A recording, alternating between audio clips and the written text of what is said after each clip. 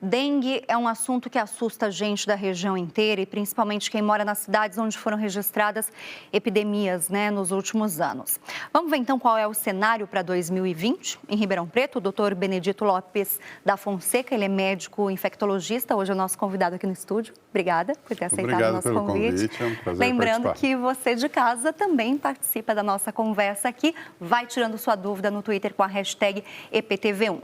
Eu quero só lembrar aqui, doutor, o número de casos que a gente teve, então, no ano passado.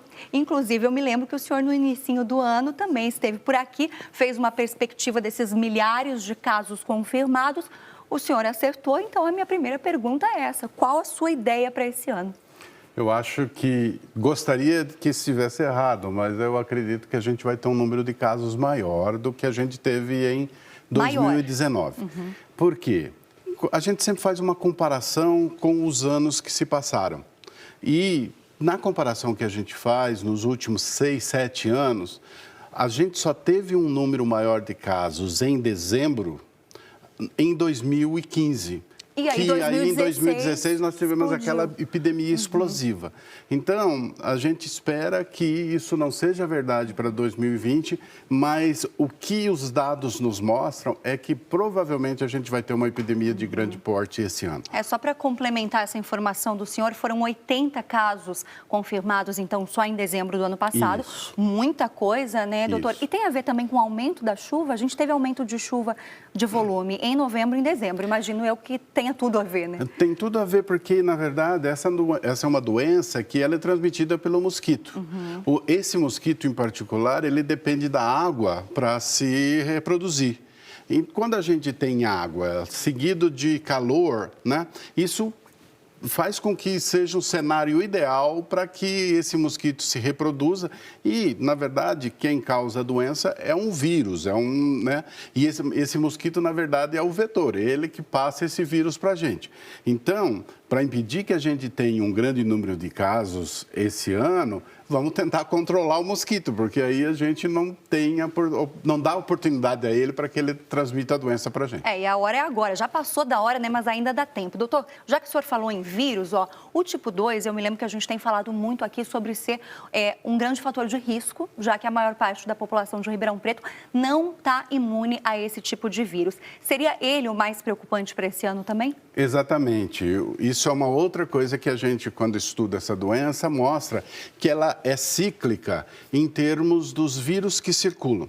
Como fazia muito tempo que a gente não tinha o vírus circulando, o tipo 2, a grande maioria das pessoas teve o tipo 2. A gente ainda tem muita gente, nós temos aí mais de 700 mil habitantes em Ribeirão, A gente ainda tem muita gente que ainda está suscetível a esse vírus. Então, eu imagino que 2020 ainda será o tipo 2, o principal vírus que vai causar a dengue aqui em Ribeirão Preto. Falando ainda sobre essa questão de evolução, então não seria evolução do mosquito. Vamos deixar claro que a evolução da doença, a gente pode até colocar já aqui a nossa próxima tela, para falar sobre o tipo 1, 3, 4... Nós temos 4 tipos. 4 tipos ao total. 1, 2, 3 e 4. E eles podem voltar de uma forma mais forte? Eles podem voltar. Se você lembrar, a gente já teve epidemia no passado do dengue 3, a gente já teve epidemia do dengue 1 e a gente teve uma epidemia muito curta, que foi um ano e pouquinho só, do dengue 4. Então, isso é cíclico. Hoje a gente... O vilão é o tipo 2, mas daqui a alguns anos pode ser o tipo 1, pode ser o tipo 2 ou o tipo 3. Vamos falar de um assunto que deixa todo mundo triste, claro que eu não queria falar aqui, mas fica como um alerta também. Daqueles casos que eu mostrei no início da nossa entrevista, 3 pessoas morreram, 2 tinham algumas doenças associadas, então o quadro acabou ficando mais agravado, mas uma delas, que era jovem, tinha 53 anos, ela não tinha nenhum tipo de doença. E aí ela acabou morrendo porque era o tipo 2 mesmo, doutor? Na verdade, o tipo 2 pode causar uma doença mais grave. Algumas pessoas acreditam até que ele cause uma doença mais grave do que os outros tipos. Mas o que a gente tem que ter em mente é o seguinte: crianças, gestantes e idosos são grupos de risco. Tá? E pessoas que têm outras doenças, seja do coração, pulmão ou que seja, do fígado, são grupos de risco. Então, essas pessoas, se elas tiverem essas doenças, elas já têm que chegar para o médico e falar, olha, eu estou com suspeita de dengue e eu tenho essa doença, portanto, eu posso ter uma doença mais grave. E a outra coisa que eu só gostaria de dizer é que existe uma coisa que chama sinal de alarme. Né?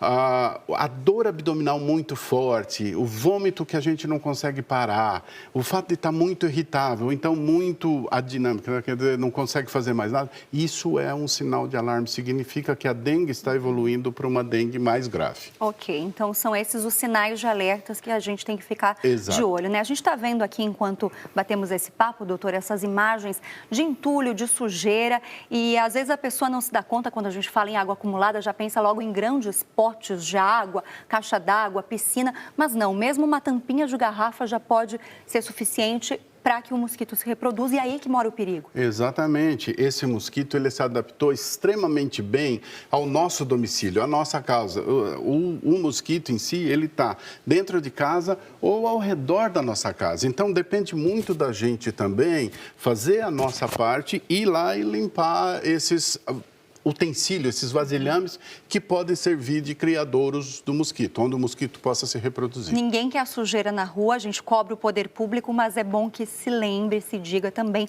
que a maior parte dos criadouros está dentro das casas. Exatamente. Telhas. Exatamente. Lajes. Então, é tudo... A gente tem que sempre dar uma olhadinha para ver se tem algum local na nossa casa que está acumulando água e que tem a larva. É muito simples ver a larva, porque é aquela coisinha que fica... Dá para ver Dá para ver, ela é visível. Então, simplesmente vai lá, limpa, nos ralos, joga sal, entende? Então, isso ajuda a controlar o mosquito. E controlando o mosquito, certamente a gente controla a doença. Certo. Eu quero lembrar também, doutor, aqui com a sua ajuda, que a EPTV tem uma campanha nesse ano de combate ao mosquito da dengue. São muitas ações nas cidades da nossa região. Você pode entrar nesse site institucional.eptv.com.br para saber todos os detalhes. Doutor Benedito, mais uma vez, agradeço por nos ajudar a fazer esse alerta por aqui. Obrigada mesmo. Estou sempre à disposição. Vamos torcer para que não seja assim, né? Para que todo mundo ajude e faça a lição de casa. Que seja assim. Obrigada mesmo.